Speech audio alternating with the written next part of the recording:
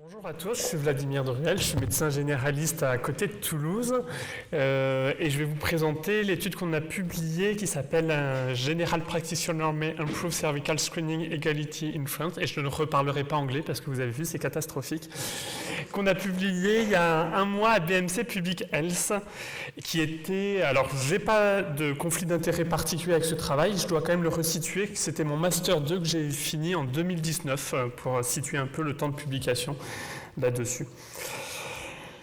Donc, pour reprendre un petit peu sur les inégalités sociales, je ne vais pas vous refaire l'intégralité des inégalités sociales d'accès aux soins, juste pour rappeler que dans tous les pays du monde, on retrouve des inégalités en termes de santé, et on retrouve d'autant plus des inégalités d'accès aux soins entre les pays, ça c'est logique, mais on oublie qu'au sein des mêmes pays, et pas qu'aux États-Unis, en France et dans plein de pays, on a de fortes inégalités de santé, c'est connu de longue date.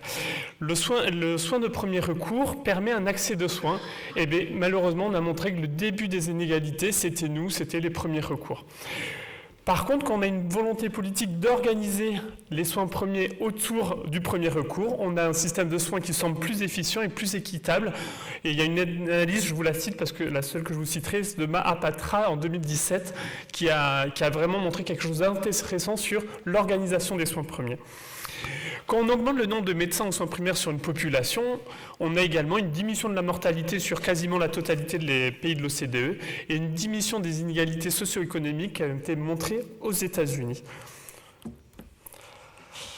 Pour recentrer un peu dans le sud, en Midi-Pyrénées, il y a une étude qui a été montée qui montrait, alors l'EDI, l'échelle horizontale, c'est l'European Deficient Index, qui, plus on va vers des chiffres hauts, plus on est défavorisé, ce qu'ils appellent deprivation en anglais. Et donc on remarque que plus on est défavorisé, moins on va avoir de consultations au médecin généraliste, encore moins de consultations chez le gynécologue, et on fait de moins en moins de frottis. L'idée de ce travail, c'était d'analyser la différence entre de pratiques de consultation des médecins et généralistes et des gynécologues sur le frottis et de voir particulièrement les spécificités sur le point de vue socio-économique et sur la zone de résidence. Donc, comme on vous a dit, c'est une étude sur une base de données qui est donc rétrospective, avec des informations individuelles qui ont été prises, c'est des informations qui sont sorties des recueils des régimes généraux de la MSA et de RSI, et qui ont été toutes agglomérées pour donner ce travail, enfin plein de travail, mais dont ce travail. Et dedans, il y avait des échelles de niveau socio-économique, la consommation de soins et la proximité de l'offre de soins, et ça a pu être permis grâce à l'ARS de Midi-Pyrénées. Donc, quelles variables on a étudiées ? Déjà, on a les premières variables simples, c'est l'âge, le lieu de résidence, et le fait d'avoir ou non la CMUC. La CMUC, l'avantage, c'est que c'est vraiment une échelle individuelle de défavorisation où c'est à peu près 68%, je crois, du revenu minimum pour l'avoir. Les variables calculées, il y avait l'EDI, l'European Deprivation Index, qui se base sur la zone géographique où on habite, d'environ 2000 personnes, ce qu'on appelle des iris. Et sur ces zones géographiques, on définit une défavorisation qui prend plein de critères, dont si on a une voiture, la taille du logement et les revenus moyens. Et l'APL, l'accessibilité potentielle localisée, c'est l'accessibilité aux médecins, ici. Et donc, c'est la disponibilité médicale en équivalent de temps plein pour une population donnée, parce qu'elle est ajustée à la population. Par exemple, en gynécologie, on en aura plus besoin si on a une population jeune. Donc nous avions en Midi-Pyrénées en 2012 quasiment 700 000 femmes de 25 à 64 ans et sur les 2 500 000 habitants. Et on a étudié s'il y avait une réalisation d'un frottis. En analyse statistique, on a fait une analyse descriptive avec un modèle de régression logistique multinomiale de la probabilité de réaliser un frottis par un médecin généraliste ou un gynécologue par rapport au fait de ne pas le réaliser. On a fait une étude de pas à pas ascendant avec une log vraisemblance pour définir les critères qu'on allait évaluer. On a travaillé sur le logiciel R. Donc les résultats, je vais aller assez vite. Donc on a d'abord 200 000 frottis qui ont été réalisés sur les 700 000 personnes. Et on a 28% faites par les médecins généralistes, 68% par les gynécologues, et une part qui ont été faits dans d'autres cadres, on pourra en parler si vous le souhaitez. Donc là, c'est vraiment la présentation grossière des résultats. Vous verrez d'abord tout en haut, c'est ceux qui n'ont pas fait de frottis. Vous voyez que plus on est âgé, moins on fait de frottis.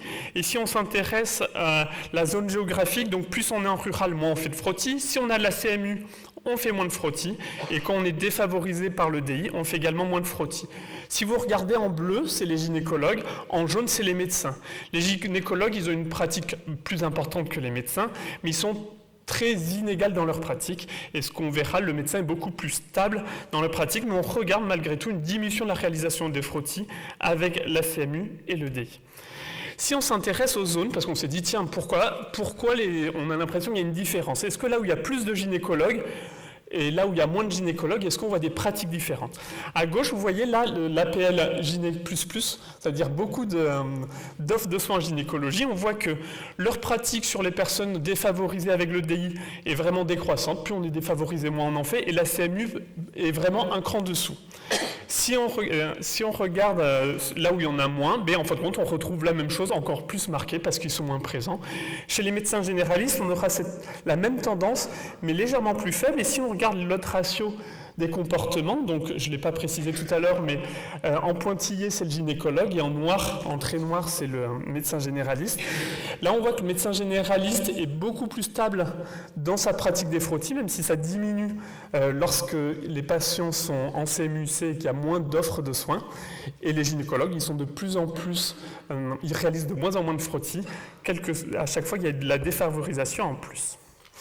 Donc l'intérêt de ce travail, c'est qu'on a une étude qui prend 87% de la population d'un endroit et que c'est des données non déclaratives, c'est-à-dire c'est ce qui a été facturé globalement.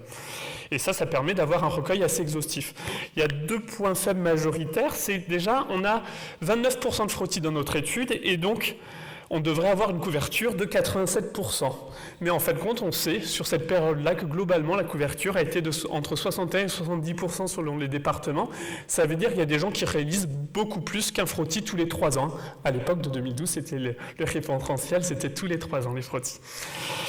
Et le deuxième point, c'est qu'on a 68%, donc la majorité qui est faite par les gynécos et 28% par les médecins généralistes, mais on a dû le définir de manière arbitraire, c'est-à-dire si le patient avait vu le gynécologue dans l'année, donc si il y avait un frottis anormal et qu'on l'a adressé au gynécologue, mais ça veut dire qu'il a été comptabilisé, fait par les gynécologues. Donc on a peut-être sous-estimé un petit peu la fréquence des frottis par le médecin traitant.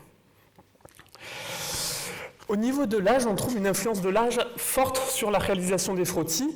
Et dès 34 ans, les gynécos commencent à diminuer la réalisation des frottis chez les femmes. Et dès 44 ans, et de manière un peu moins marquée, les médecins généralistes diminuent également la réalisation des frottis. Alors que c'est un peu aberrant, puisque on sait que les frottis, la fréquence les cancers du col de l'utérus augmentent et sont en plateau à partir de 45 ans. Et donc, en fin de compte, on devrait presque faire plus de frottis après 45 ans, ou au moins après 40 ans, avec l'histoire de la maladie, plutôt qu'à 25 ans. On a une évolution des pratiques en France. En 98, 10% des frottis étaient faits par les médecins généralistes et ça a monté à 27% en 2012 lors de l'étude. De plus, depuis 2009, ce qui n'a pas du tout été étudié ici, depuis 2009, les sages-femmes peuvent faire les frottis et je pense que si on devrait refaire l'étude, il faudrait les inclure dedans parce qu'elles commencent à faire de plus en plus de frottis, elles sont devenues vraiment une personne ressource. Et par contre, on n'a toujours pas de formation spécifique aux inégalités sociales, ou en tout cas pas beaucoup, dans nos instances et même dans nos départements de médecine générale. Les facteurs socio-économiques qui changent beaucoup les choses, c'est quand on est défavorisé, vous l'avez compris, on fait moins de frottis. C'est un peu moins marqué chez les médecins généralistes, mais malheureusement, c'est la même population chez qui on fait moins de frottis qui est connue pour faire plus de cancer du col de l'utérus. Il y a plein de cofacteurs, mais ça a été vraiment montré, comme beaucoup de choses. Le diabète, je ne vous ai pas parlé du diabète qui faisait partie du travail de thèse, mais pas de cette publication. On retrouve exactement les mêmes choses. Et plus on est en zone rurale, moins on fait de frottis. Et quand on a une offre de soins, alors c'est assez intéressant. Et peut-être un tout petit mot là-dessus. Quand on a une bonne offre de soins, les médecins généralistes font quasiment des frottis à tout le monde, qu'importe soit son revenu, sa défavorisation, voire un peu plus quand c'est en zone rurale. Alors que quand l'offre de soins est faible, on a une diminution de tout le monde, on est d'accord, mais on a montré que les médecins généralistes vont reprendre une partie de l'activité des gynécologues, de 10% à peu près, particulièrement sur les frottis et sur les examens gynécologiques.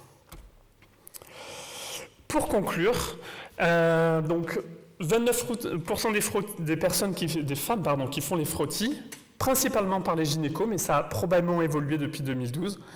On a une grande influence de l'habitat, on a une diminution de 8% des frottis sur le rural, 10% sur la défavorisation, 7% sur le CMU et 6% sur l'offre de soins.